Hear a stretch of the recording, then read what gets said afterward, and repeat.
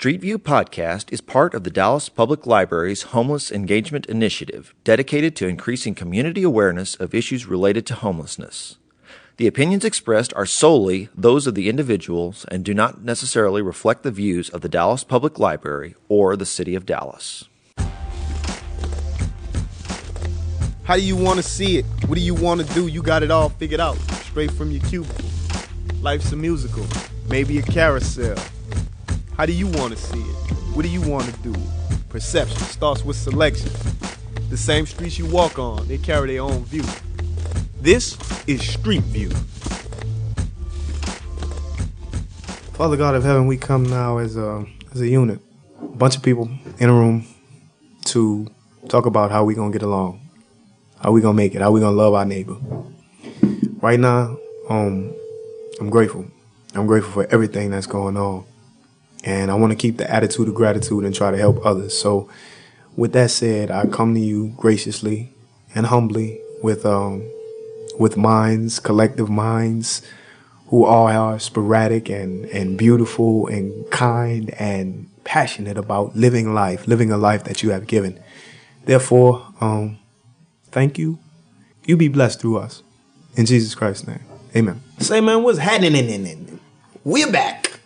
Street View Podcast. It's good to see you guys. It's good to talk to everybody out there who listen. I want to thank you first and foremost for all of the feedback on the podcast. I mean, the spikes of people downloading it and people actually reaching out to me saying, I had a guy stop me in the street once say, hey, yo, you're the guy that does the podcast.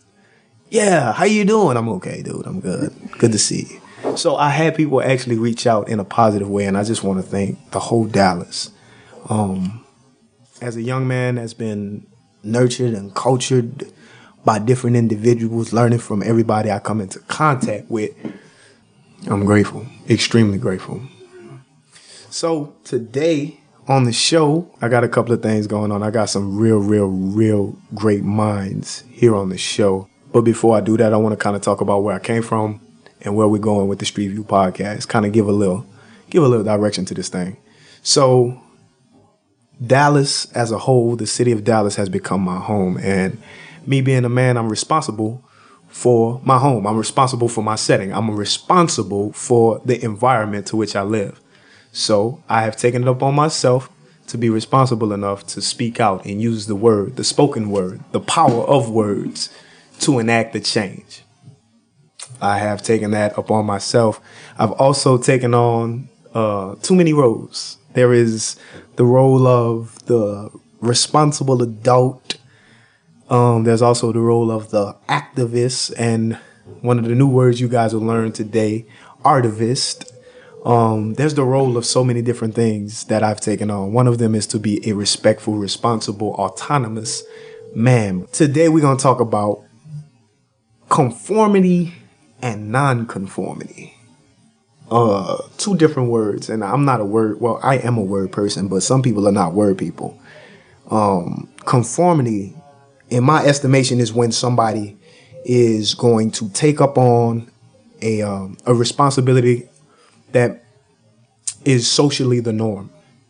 And then non-conformity is when you will make or pave your own way. A friend of mine up at the El Centro College told me, when the doorway is closed, then you break down the wall. And when you break that wall down, individuals will follow you. With that said, I want to introduce the individuals. Some of the individuals who have both followed and have led me.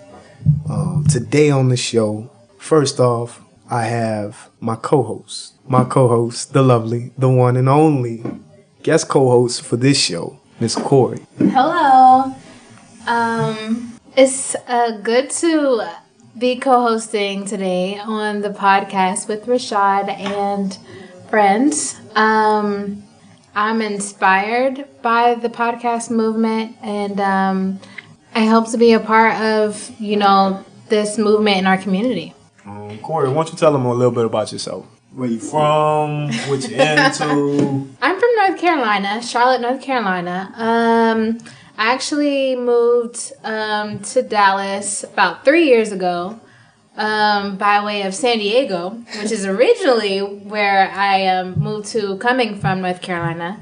When I got to Dallas, I was rooming with my sister, who I came to Dallas with from San Diego. And I lived in a transitional housing program. And right now, I've lived in different parts of Dallas, so not really stable, but making it. So basically, you say you lived in different parts of Dallas. Mm-hmm. The point of me having you on the show is that you've been in a lot of the different scenarios that we'll touch on today. I think it's inspirational to have somebody else, an outside voice here, outside of myself, because I mean, I could talk forever. But I think having a co-host, having somebody who can interject and also provide feedback or perspectives will enhance our ability to change or to grow. Absolutely.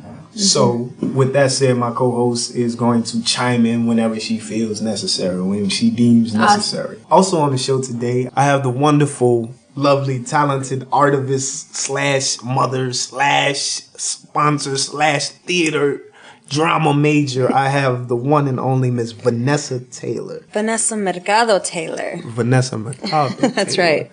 Miss Taylor, would you introduce yourself a bit? Sure. One of the slashes that you missed there is teacher. Sorry. Which is one of my jobs that I'm the most proud of.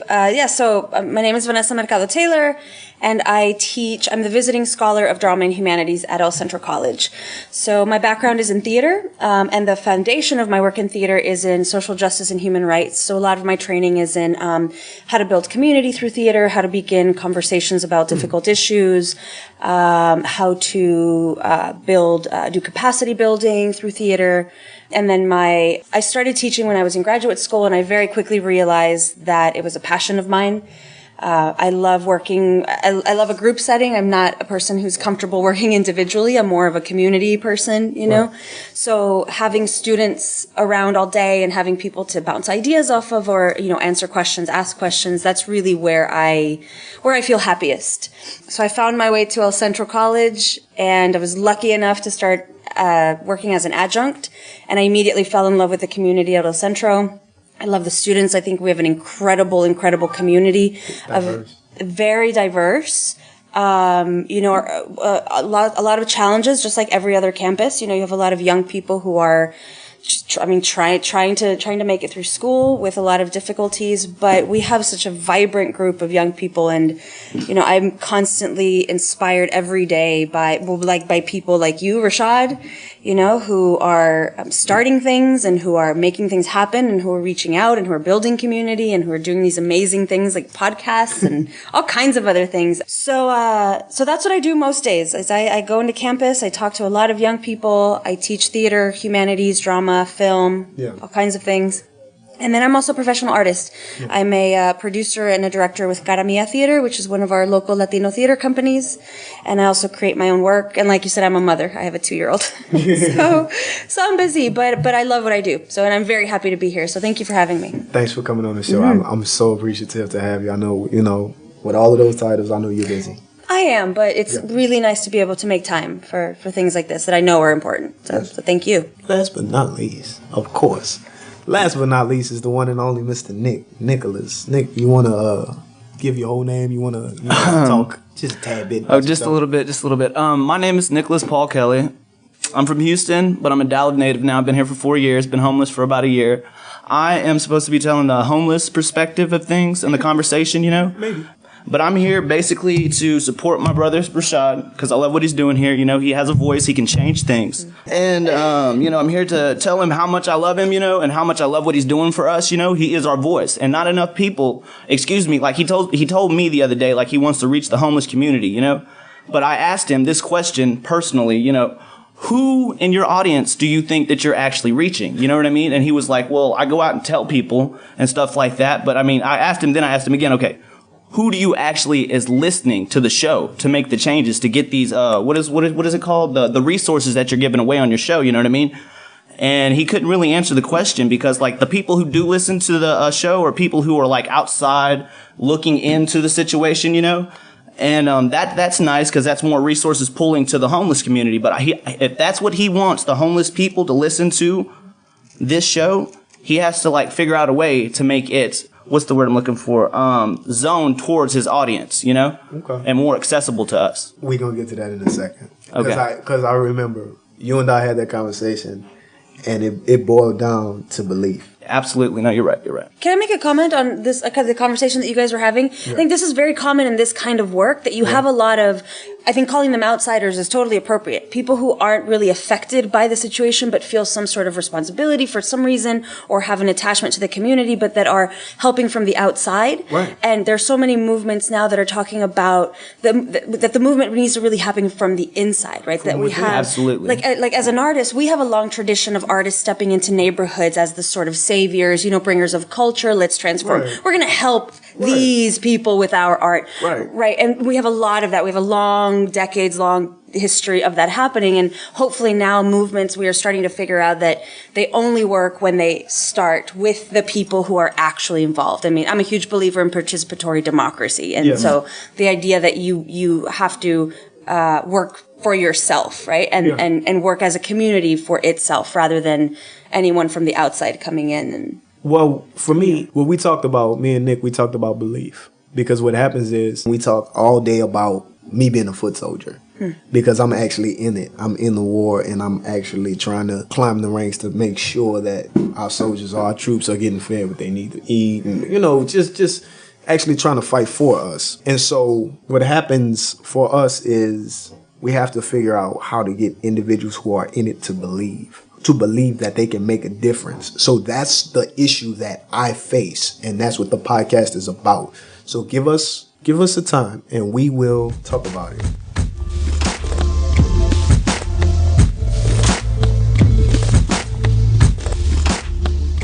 We was talking about conformity, what it really, really means. And I want to kind of give a story quick about what happens with conformity and nonconformist. Because like I said, I consider Nick, I consider you to be a nonconformist.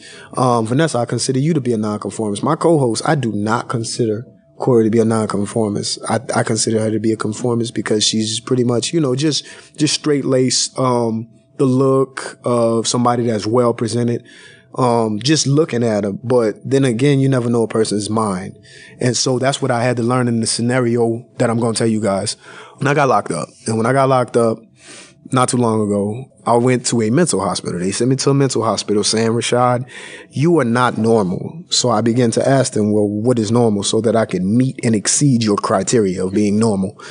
And they said, no, you're not normal. This is why you're in this mental hospital. And then I wound up teaching classes at a mental hospital. Nevertheless, one day, something in my mind, maybe boredom, made me look at the rules to which I signed for. When you go into a facility, they always make you sign some set of documents. So I looked at the documents, and the documents say, they stated that I could leave the premises whenever I felt. I was not being housed as a prisoner, but I was a patient, and it was a outpatient treatment. I could leave the facility. I could leave whenever I felt was in the rules.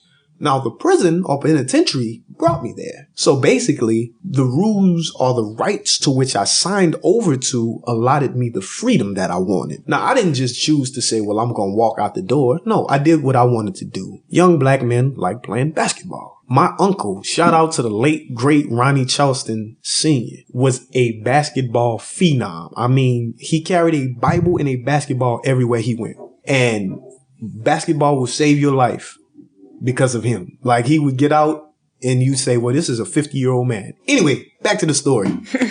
I'm at the hospital and I see the rules. And I want to play basketball. So I say, well, we've been going out there playing basketball, and the dorms are set up where they're open, and we're grabbing all the guys from different dorms going to one basketball court. They all have basketball courts. We go there and they stopped it. They said, no, you guys have to have somebody with you to go out there.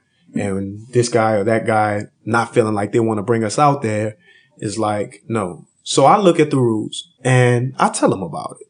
Yo, man, what's going on? This is the rules right here. This is the rights I signed for. I'm going to play basketball. And I'm trying to convince other individuals to go with me to play basketball. And they're like, the people are telling them, nah, don't go. So they're conforming. They're taking up on that role to say, I'm going to follow this person's word of mouth as opposed to what is written documentation, which is something that I've signed for. In the same manner, individuals don't know some laws and some rules, Declaration of Independence, or whatever you want to call it. Nevertheless, I go out, they come back to me. The people come talking all nice. Come inside, Rashad. Okay, I'll conform. I go inside and I start talking to them, and I talk to them blatantly out loud. Listen, this is the rule. You guys need to read this. This says we can go outside when we please.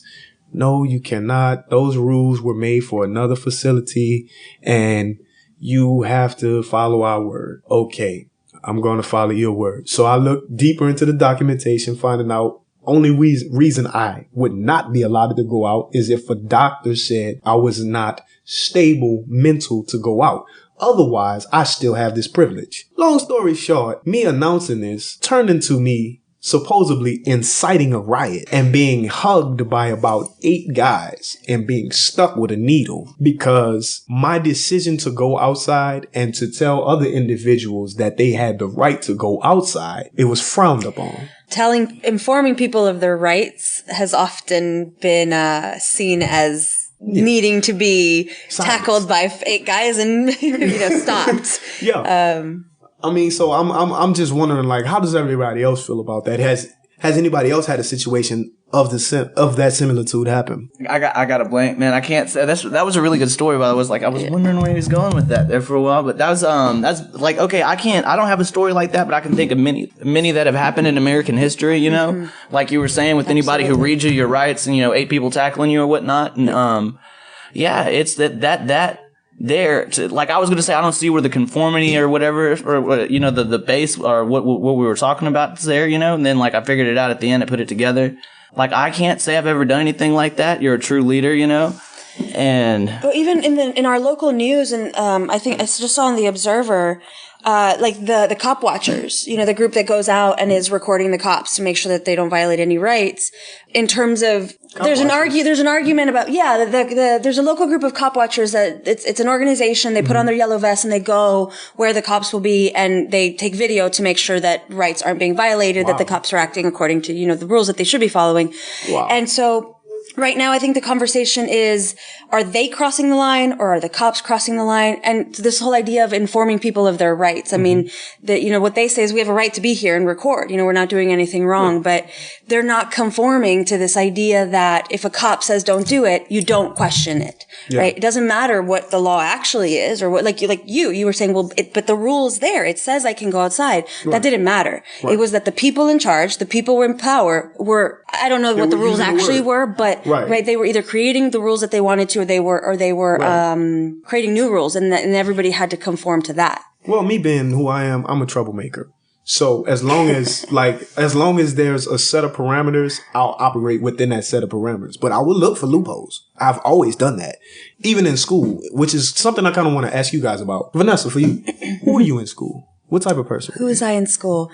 I mean, I think like most teenagers, I was the one trying to conform. Well, I think most people do try to conform, unfortunately. Like, I think we were talking during the break. It's easier, or it works, and nothing again. And I'm going to actually question Rashad on this label that you're placing on your co-host, Corey. Sorry, I just hit the mic of conforming or not conforming. Because I think we're very likely to look at someone and say, well, they look like they're not conforming, or they look like they're conforming. And fashion is one thing. What you wear is one thing, but how you live your life, what you do, your relationships, that's a whole nother thing. Well, I'm picking on Corey because, I mean, me and Corey actually, I'll never forget this. After the going out to the Spanish, what was it? The thing we did over at the show, Latino Cultural Center. Right, the play. Corey took me on a wild adventure where she went all over Dallas, and she's like, well, I used to do this when I was little. And it's like, I used to just take walks, and I'm like, Corey, where are we going? Where are we going? So, I mean, at heart, no, she's a nonconformist, and I think we all are. But I think I am making a misconception. I don't know. I think at heart we're all nonconformists, but I think society sort of forces conformity on us, right? I talk about this in my class sometimes. I look at a male student, I say, why aren't you wearing a skirt? And usually we get to the point, well, because I'm not supposed to, because men don't wear skirts, right? Okay. And it's these, or like, I use this other example. Why do we have front lawns, like grass lawns? Who made that decision, and why do we all do it? There are a lot of things around us that happen that we never ask why, you know, or we take them sort of accepted, like because we're not supposed to, or because you're not supposed to. And in many ways, that's the way that a society works, you know. I disagree. I don't know. I also disagree. I'm confused about conformity. What do you mean? What is the definition of that? Because if you're not conforming, then you're considered a rebel. So my idea of a rebel is someone who breaks the rules. It's actually frowned upon to be breaking the rules. For a good reason, though, because you're breaking the rules. The rules are made for a reason. And you know, some rules are made for a reason. Some rules are made for a reason. Nick? I was going to say, like, most rules, you know, we are people, you know, and we do have an upkeeping, or not an upcoming or an upbringing by your parents and your mother, you know, and those are the people who instill morals and ethic codes and whatnot and all this other fun stuff.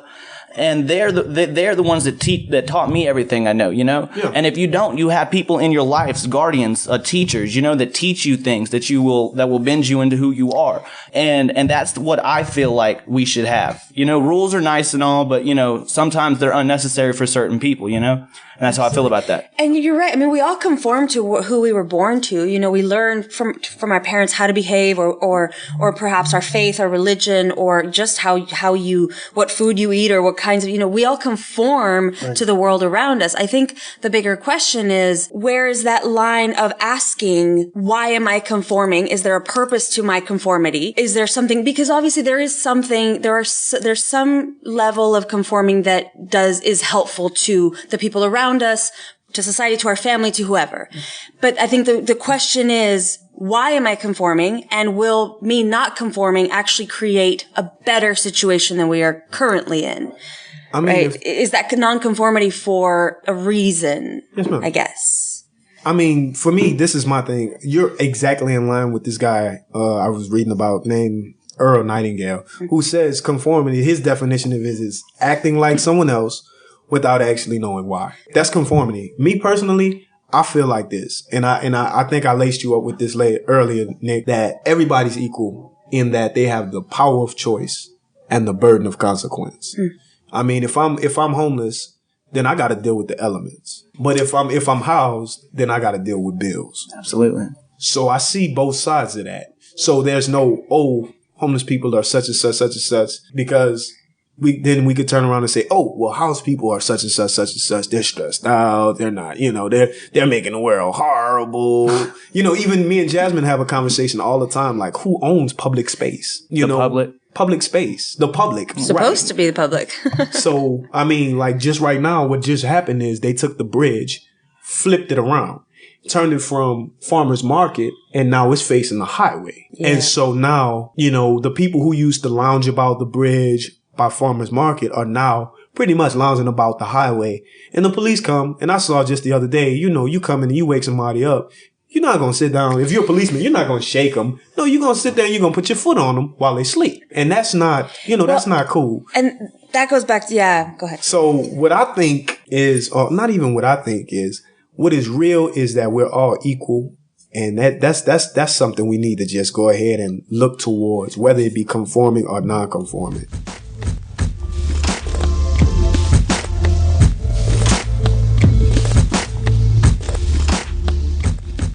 Since we're having conversation, I just got a bunch of questions, and then I'm going to just throw it out there, and y'all just pick from them, whatever you want to pick. Just consider this a tree. You pick whatever kind of fruit you want to pick. So some of the questions I want to ask about hope. I want to ask about survival. I want to ask you, like, how important is it to your needs? I want to go back to the question, first off, who were you in school?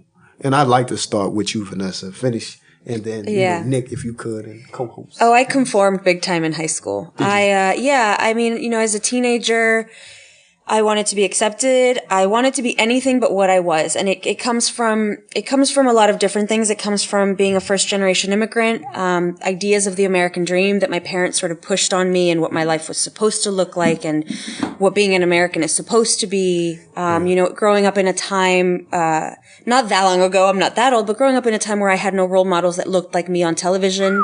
The only people I saw that looked like me were maids or criminals, and things are changing, which is great, not changed enough. But so I didn't want to be me. I wanted to be the sort of a typical American girl, which for me meant, being as white as possible and looking just like everybody, looking like all the white girls. That was my kind of conformity in high school. And it took me a long time to realize why I was conforming and then just to figure out who I actually was outside of all those messages that I had received and narratives that I had internalized and things I was supposed to be. Yeah. It took me until my late 20s, until I went to graduate school, until I left my city, left my friends, left my husband. I was already married and was alone for the first time. I was able to travel. I went to Europe. And so for the first time, I was also in an environment where I could ask questions in a learning environment, which was really about thinking and not just about preparing for the test and the correct answers. Right. So I was thinking for the first time and asking questions. And it took me until I was pretty much about 27 or 28. I think I was about 28 to really figure out who I was and say, I'm done trying to be everyone else. And this is me. And I'm not sure who I am, but this is me. I talked to my cousin not too long ago and he actually said the very same thing. And one of the questions I was going to ask is, when did you become an adult? But what you just described pretty much was that point. I still don't see myself as an adult. You don't? No, it's hard. I mean, maybe it's because I'm in a creative field. Mm-hmm. I'm around young people a lot. And a couple of years ago, I decided I don't want optimism to be something I did when I was young. I don't want this sort of young spirit that I am proud that I have to leave me. Yeah. So I'm 33 now. I have a 2.5-year-old. I think everyone else would consider me an adult. Yeah. But I don't consider myself an adult. I have a tendency to still kind of want to be playful and have fun, and I have a problem with connecting those things with not being an adult. Okay. So Nick, same question. Who were you in school? I was that kid who was real dirty, looked at everybody kind of funny because, the reason I'm gonna explain this to you. I had a plastic sister and a football brother. I'm sorry, and I did not like plastic sister and a football brother. I know what you mean. I know exactly what you mean. Barbie and Ken. Thank you. Okay. Real pretty, did what she had to do to get attention, and all this. And I hated that with a passion, And then my brother, on the other hand, big muscular dude, didn't have to do much to talk to chicks, Got anything he wanted, he didn't even have to go to class. Coaches would go to class for him and be like, hey, he needs to play this game, And I'd sit there, I could never get an opportunity like that if I wanted to, Right. And my parents used to be like, just apply yourself to something, And I do apply myself. I'm a musician, Right. So I was that entire, I never really went to school, you know what I mean? Yeah. All through high school, I was just kind of there when I wanted to be. And when I showed up, I wouldn't really pay attention. I didn't like anybody. I was real negative, And that experience, it taught me not, you can't just look at somebody and be like, that's who you are. You know what I mean? Cause that's closed-mindedness. It's something I was supposed to be not supposed to be. Mm-hmm. Right. And that's exactly what I was being because, I wouldn't give it the opportunity to show me something different, you know? And the way I feel about open-mindedness is you know what? Here I am. This is who I am. You give me who you are. You know what I mean? You're great with that, bro. And there is no judging and there's no judgment in between this. It's just that, you know what I mean? And I present it's myself. very refreshing because it's so hard to find no judgment. Yeah. That to me, just in a conversation with somebody that you meet, look, you're talking to somebody, blah, blah, blah, blah, blah, right? Hey, my name's Nick, and they look at you and they give you that kind of look on your face, and blah, blah, blah, blah, blah. And to me, I hate that because I won't do that to an individual in my life. I don't have it in me, not anymore. I used to be like, okay, well, dude, this is who you are, blah, blah, blah, blah. Because I was raised by people who were very judgmental and very critical. And so, I'm not going to sit there and be, okay, this is who I want you to be. Because I don't, you know who I want you to be? You. Period. Why can't you just be yourself? Why do you want to portray an image that you see on a television or in music why can't you just sit there, find an idea and think for yourself? And I'm so inspired by science. The fact that as our bodies, just scientifically, yes, biologically, we are each, I mean, there is no other Nick, like just physically in terms of your brain, your memories, how your brain's put together. I get a lot of inspiration from the fact that physically we are actually very, very different, all of us, and no one person is like any other. So why not our minds? Why not the kind of decisions that we make? Like Nick is saying, like, why do we have to conform to this? Conform. That's the conformity. If our bodies biologically do not conform, why should we in our minds? I have no idea, to be honest with you. I mean, I watched a motivational speech by Will Smith recently, and I got to give a shout out to Will because he said, I think all successful people are nonconformists. He says all of them. Anybody that's successful has that twinge of he's weird. He said because for what was the norm to walk into a room and flick on a set of lights was crazy. That was not sensible, but Edison had to have that weird thought. If I tell you I am going to fly you over this ocean in a bent piece of metal, that's not something you're ready to assess. But the Wright brothers continued in that logic. So you have to have a level of nonconformity. I completely agree with that. I completely agree. Well, because you have to, in many ways, I think to succeed, you have to test limits, you know, and there has to be a level of fearlessness, which I think people who don't conform have that in varying degrees. Yeah. And talking about varying degrees, I wanted to say something about varying degrees because I think a lot of people will look at what I do, maybe even look at how I dress or what I look like, and assume that I might conform. And I think some people that I know say I conform, some people don't because of the fact that I'm in the educational system, right? A very traditional system. I teach. I'm a teacher. You're an artist. Also, yes, but I'm starting to consider myself more a teacher than anything else, which I'm shifting. I'm shifting. We'll see where that goes, but conforming. You know, a lot of my more radical friends, who are forming, you know, collectives and who are into anarchism and they might say you are definitely conforming. You're contributing to the system. You're training people to contribute to the system. You know, you're conforming. When I first started teaching, I had bright pink hair. Right. I have some tattoos. I've got 2 facial piercings. I decided to let go of the pink hair, and that was a conscious decision. I knew I was going to be a college professor. I knew that the professors around me would make judgments on me, and I personally made the decision to change that about myself. I haven't taken out my piercings, and my tattoos show because I do believe that does not affect your mind or how I teach. Right. But I was going into a system knowing that in some level I would have to conform. I agree with you. I completely agree because like that was a choice that you made because of other outside sources that would have judged you and had something to do with your job. You know what I mean? Because like I don't know how it works in college, but like in high school, if a teacher was, you know, out there or whatever, they would be attacked. You know what I mean? Absolutely. And even your moral character's attacked when you don't conform physically sometimes. But your students love you. I mean, well, my students love me, but I'm not even one of your students. Like you're my sponsor for the Spoken Word Club, and I love you to death, Well, Vanessa. thank you, Rashad. Only because, like, honestly, I've been to one of your classes, and the challenges you talk about, they're real, but you face them. They're real. You face them daily. You know what it is? I didn't have a whole lot of good teachers until I was much, much older. And I always wanted good teachers. Like I wanted mentorship. I wanted someone to answer these really difficult questions that I had when I was 18. And I had no idea what to do with my life. I had no idea what a career was. I had no idea about anything. I wanted that. And I never had that. You know, and coming from a very traditional educational background, I hope in some way to, you know, be able to help my students. Well, one of the things about the conformity for me when I was young was that, as far as teachers are concerned, I would never forget this as a young man. And as I grow older, my first grade teacher, and I ain't trying to get nobody in trouble or nothing, but my first grade teacher sat there in class with her pants unbuttoned and her hand in her pants. And we were reading. And it's not that she was trying to violate. Maybe she was just she had just eaten or something.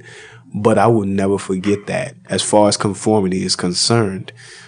She may have saw, you know, there was a personal preference. It was an individuality that she took to do that. But I won't forget it. As a first grade student, I won't.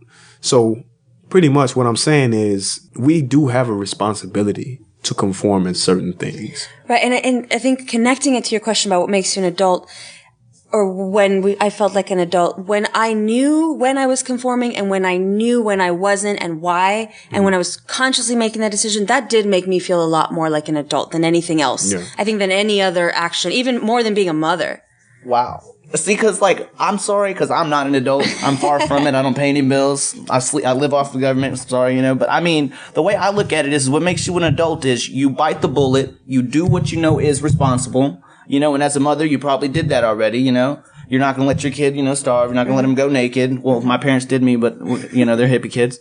And, I mean, and you have to do what is right in the eyes of conformity, you know. So I guess, like you were saying, when you realized that you know, you had an idea of being an adult. But the way I look at it is when you do what you have to do because, you know, not because you want to, because you have to, Yeah. that's when you're an adult. You know what I mean? That's how I feel about it. That's true. On the issue of conformity, I want to give a statistic. This is in a book by a Mr. Rollo May, Man's Search for Himself. Out of 100 men at the age of 25, they start off with the idea from 25 to 65 that there'll be a success. And so they go forward. Out of that 100, one of them will become rich. 4 of them will be financially independent. 5 will be working, and 54 of them will be broke. That's crazy.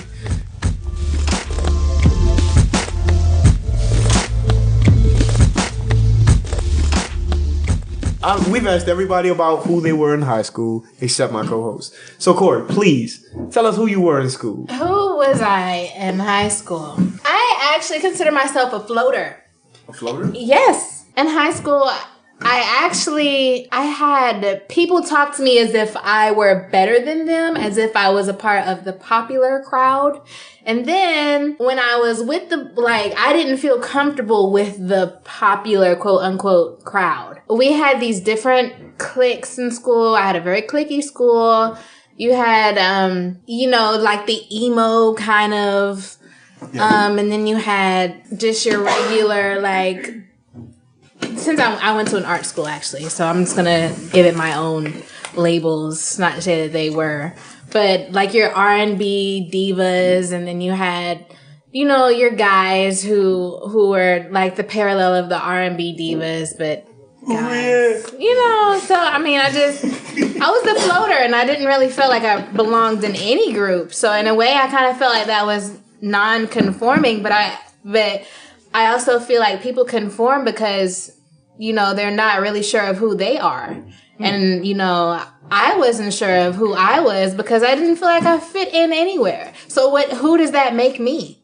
You know? Makes you. An individual. Yeah. An individual. And that goes right back to the same thing we talked about earlier about the definition of conformity from Mr. Earl Nightingale. Acting like someone else without actually asking why. Does this take us back to a little bit to that conversation we were talking about an adult? I mean, do you guys think that point in your life when you realize who you are? I mean, I don't know that there's ever there is for me. My father is incarcerated, and my father is a genius. My father got incarcerated and has 119 years for having hammers inside of a duffel bag in the French quarters in New Orleans. This is part of why Rashad does what he does. And he taught me psychology from inside of a penitentiary. That's how I know alternate options are available. My father was a father to me from inside of jail. And this is why I continue and persist in the way that I do. People would never understand that about me. My father taught me PAC, transactional analysis. I don't know if you've taken psychology classes. PAC stands for parent, adult, and child. And parent has the functions of a parent are to be nurturing and considerate and also to be enforceful of the rules. The role of an adult in his thesis or in his teachings is to give and to receive information. That's it. That's what an adult is from this standpoint. And this is also, he teaches this to individuals who are inside of the jail cells. He teaches this to individuals who come into jail. And the child, you have the little joker, which is the one that tests the boundaries, which is look at Nick. that Sorry guy. for laughing so loud. I know that guy. Yeah, which is the individuals who test boundaries and parameters. But the crazy thing about it is we don't actually take heed that we all act in each one of these roles. They have simultaneously. You have been in roles where you had to be the enforcer of a certain rule. Listen, man, you getting in my car, don't have nothing on you. That's a parent. If we get stopped, this is what's going to happen. That's the adult. Now, if you got something, man, just let me know, man. So that's the child testing the boundaries. We all act in these different roles. My pop taught me this, and it hurts me, bro. It hurts me that I have to learn that from my father through pen and paper. But you think you bring up a good point that it's fluid, right? It's not like you're a child and then you're an adult and you're never a child again, or that I think this is why when we're talking about, who we are, I think who we are is always changing. It's not like you hit a point, you're like, well, I figured it out and now I'm done for the rest of my life, right? Like, this is who I am forever. Like, you're a different person every day you wake up. It goes back to that body thing you were talking about. How our bodies are made differently, how we change. We're growing, we're maturing. My question was adult because you have to ask yourself, have I reached that plateau where I'm secure in myself? Where the conformity is not just a conformity thing, it's an individuality. Like you said, I chose not to have pink hair anymore, not because I was conforming, but because that was a personal decision. And I think everybody has to have that moment where they make personal decisions. Absolutely. I mean, for me personally, since the show's gone off, I've conformed a whole lot. Yeah, I have a car now. I'm trying to get. I got to worry about gas prices now. I have to worry about budgets. Well, and there's various now. levels of conforming. I mean, if you're not going to conform at all, like walk away from society, right? Like that's the ultimate sort of non-conforming. You walk away from all of it. And then there's people who it's varying levels. You've got the super conformists, right? And then you've got the super non-conformists, and then it's a gradient in between. I'm still confused about this term conformity because it's like, I mean, visually you can say someone's conforming to a certain group by the way that they dress or something, but who knows if they're actually conforming, like in their minds or in their behavior, or I mean, because people naturally gravitate to people who are like them. Absolutely. So they're not really conforming. But what if you, like they said, okay, look here, you could look a certain way, but you can't think like that. So what if you figure out I am not like these people, like you were saying, you were a floater? Like what happens then? Then where do you go? What happens next? What happens next? See, I've always been the philosophical one because I've been in deep thought. Right on. That's been me. But Corey's still not getting a conformity. So an alternate definition to conformity is acting in accord with prevailing social standards, attitudes, and practices. So nonconformist is anyone who has a behavior or does something that most people would not agree should be done. Is that right? So who's the nonconformist, the Republican or the Democrat? Both are conformists. Both of them. Because it's a party. Because look, the way I look at it, if you look at the American Constitution, I'm sorry I brought this up. I'm just going to spit this out really fast. Why do we have to be Republicans and why do we have to be Democrats? Why can't we just be Americans? We live in America. And if we disagree, you know what I mean? That's American, right? That's the freedom of speech. We have freedom of, writing, ideas, whatever, thought. Thank you. Yeah, so I mean, and the way I feel about it is why do we have to put labels on things? I mean, we live in a two-party system. Our country's a two-party system, but there's nothing that says it has to be a two-party system, right? So, I mean, there's like the Socialist Party, there's the Green Party, there's Libertarian. There's not just Republican and Democrat. But if your values or your personality fits into a box, then that's not conforming. That can't be conforming because who's the conformist? You can say the emo or the job. But see, we're working under an assumption that conforming is bad and non-conforming is good. In this conversation, most of society, the conversation is conforming is good, non-conforming is bad. Right. My opinion is neither is neither is and neither. You should just figure out what works for you. It depends on the situation. It depends on the individual. It depends on what we're talking about. I mean, I think, and I love this. I think words are important for a specific reason because they allow you to not only use wisdom, but they allow you to be able to go into different domains. They allow you to be able to see it from both sides. People, you have to use, if you're being, how people tell me all the time is love yourself. If you're being smart or you're being wise, in a sense, you're not in a box. You're making personal decisions that are for the betterment of you. What am I saying? Okay, as far as nonconformity or conformity is concerned, if you're an individual and you're making decisions, then you're not a conformist. But, okay, look here. And just in this nonconformity thing, okay, how many people before my time have had the same ideas that I have, done many more things than I have, and never went anywhere with those ideas? And then what happens to me if I want to be like these folks? That means I am conforming, right? Yeah. Because I want to be different. I want to make a change. I want to fight the good fight and all this. In a way that nonconformists are, in a way, conforming to something. I was going to say that. You know what I mean? So I don't know how to put it. There's really, it's a what is it? A catch-22? Is that what they call those? We talked about not leadership. We should have, but in essence, you're a leader. Every person on this planet is a leader individually. And you know what? What's crazy is you may not even recognize it. But when you leave your house, somebody is going to watch you and learn something from you. I have learned from every person I've come in contact with. Every person. So being a conformist or a nonconformist is basically you have to realize that you're a teacher. Not even by choice, which is why they do have rules. They have rules in place because there's a point in time where you have to be careful of how others are affected by your actions. Do you want to? And that's where no. That's what I was going to say just now. Okay, look here. Just because, like you say, everybody's watching you, you're a teacher, and even when you don't want to be, and this was in a movie. You ever watch the first Men in Black? Yeah. You know that little line that Tommy Lee Jones says to Will Smith on the bench? An individual is a beautiful mind, smart as could be, right? But you put a group of people together, what happens? What happens?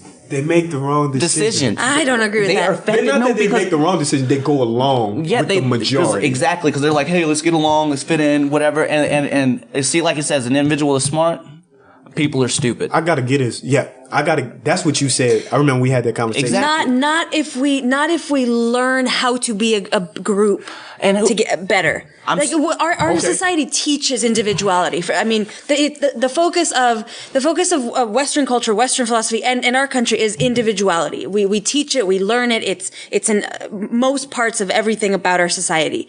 So to say we don't know how to be in a group, perhaps, I'm not saying that this is correct, but perhaps it's because we are never truly taught how to be in a group. I mean, if you look at a lot of different societies who work a lot more communally, they don't have this problem of the group having no mind or acting mindlessly and the individual having the mind. They can work as a collective. And there's many examples throughout history of collectives actually functioning very well. And then there's also examples of it not working. So, but I was going to say, yes, that you are absolutely right. But see, the way I look at it is if an individual, right, like you're saying, is smart, and then in a group, we're dumb, why can't we be smart individuals in a group? Yeah. You see what I'm saying? Why can't we have that collective mind? That's pretty much what she's saying. I think you're absolutely right. I think you're hitting the key point of what makes a collective smart is that the individual still retain that. And even if you do, I have the answer for this. I'm not sure. I have the answer for this. And even if you do find a bunch of individuals with the mindset that we're in this together for a specific purpose, you will find differences of opinion. And there lies the root of what must be controlled. The respect of another person's opinion, even though it is not your own.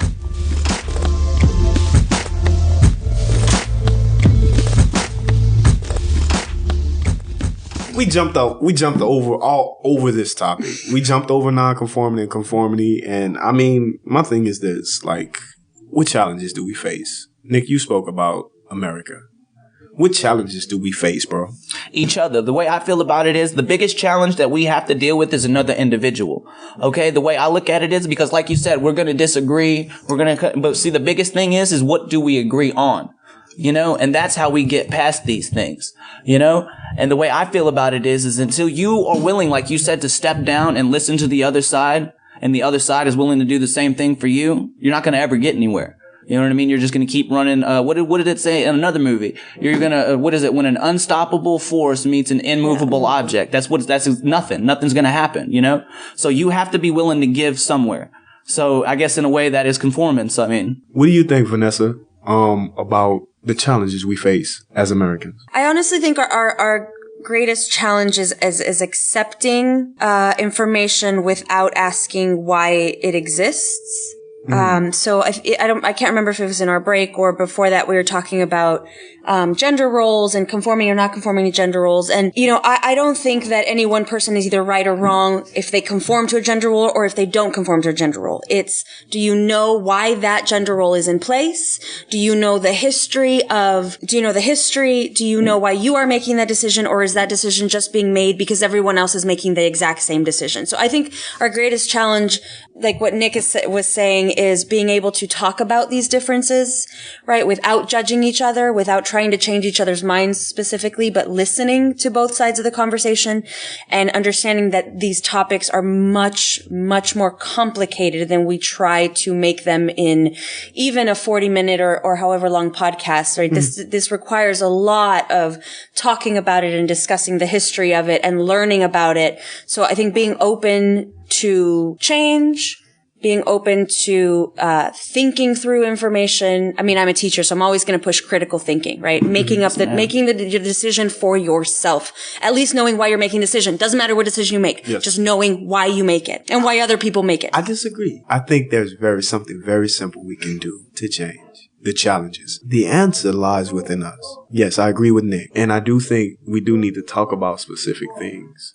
and take time to do that. But I call this the law of opposites. The law of opposites is basically this, that if you're looking for a specific thing, you need to go to its opposite. If you want to know about freedom, you need to go to the prisoners. Yes. If you want to know about rules, you need to go to the troublemakers. I really believe that. Because the reason I believe that is because I've seen it for myself. If I really want to know about a specific thing, I can go to its opposite and learn everything I need to learn about that thing. One of the solutions that I found, and I'm probably the last guy you want to talk to, when you really, I'm the opposite guy of who you come to for the answers. I'm him. I'm the homeless guy who's doing this, that, and the third. And biblically, there's a verse that says the wealth of the poor man is despised. That's why I have you on the show, Nick.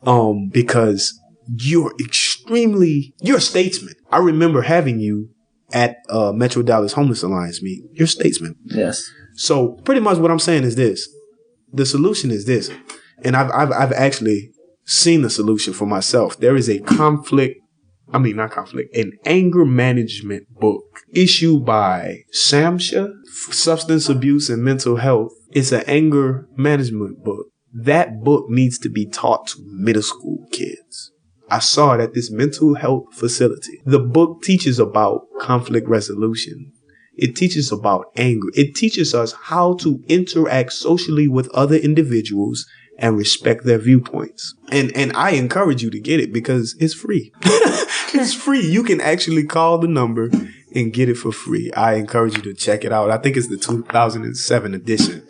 And it's a 12-week program to which you actually read it and you mark in it how angry you got. Some of the stigmas that we have about anger. Okay. Because people are aggressive. People and this goes with the law of opposites. People in their opinion to defend themselves are creating the greatest offense. I don't even know about the war on ISIS or whatever. I don't. But there's an offense that's being created from different nations because everybody wants to defend themselves. It's not smart. It's not wise. The opposite, the law of opposites. Man, I want to just stop what I'm doing and actually thank everybody individually for coming on the show. First and foremost, Nick, thank you. Sorry I was late, bro. Man, it's all good, man. You came, you didn't conform, bro. You was here.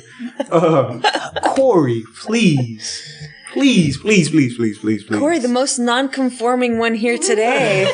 No, seriously. Yeah, everybody's talking. She's non-conform with all of our ideas. That's awesome. That's good. She says, and she told me, everything doesn't need to be challenged. And so, thank you for coming on the show, Corey. Thank you. Vanessa. Mr. Rashad. Oh my goodness. Say your name again. Vanessa Mercado Taylor. Mercado Taylor. Thank you sort of. for coming out. Thank you for coming to the show. I appreciate it. Thank you so much for having me. It was really fun. And I really want to thank the captain, man, because Jasmine told me, channel my inner Jasmine for this podcast. And man, without the captain, this would not be possible. Thanks, Ryan, for coming and hosting, man. I want to thank you guys, everybody who's listening. And let's go ahead and just pray this thing out. Most gracious and good God, you awesome. You did. You true. I love you. And I'm grateful for everything that you've done, God. And I'm grateful for the opinions that are here in this room, God. And I'm grateful for the minds and the hearts and the souls and the passion that people have put together, God, to be conforming to what is love, what is humility, what is strength, what is power, what is courage, God. Giving us the ability to speak. And we're using it to develop strategies and also just to be, talking about morals and values and ethics, things that really, really matter, that we need at this time in our lives. So I pray in the name of Jesus Christ, God, that you be glorified and that everybody walks away with something from this conversation, whoever listens to it. I pray that prayer in Jesus Christ's name. Amen. Thank you for listening to this edition of Street View. You can visit us online at streetviewpodcast.com. Tune us in again next time for more discussion.